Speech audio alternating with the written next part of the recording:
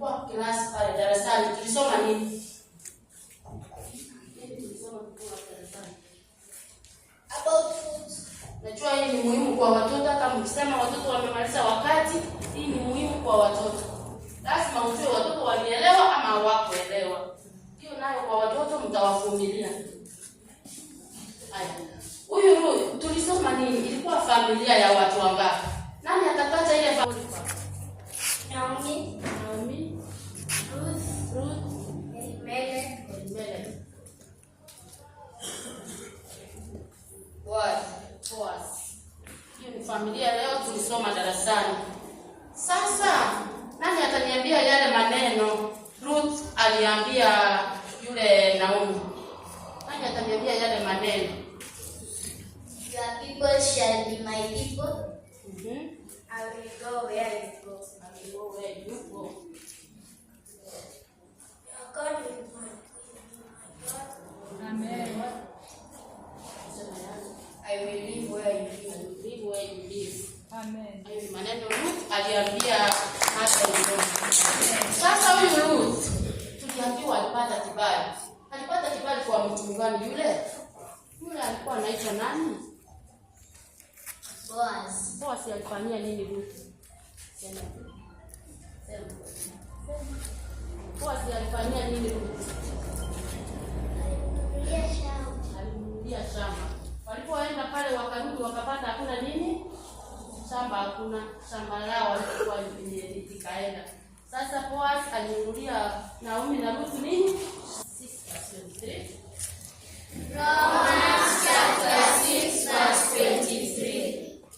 For the wages of sin is death, but the free gift of God is eternal life. For the wages? For the wages of sin is death, but the free gift of God is eternal life. Romans chapter 6 verse 23.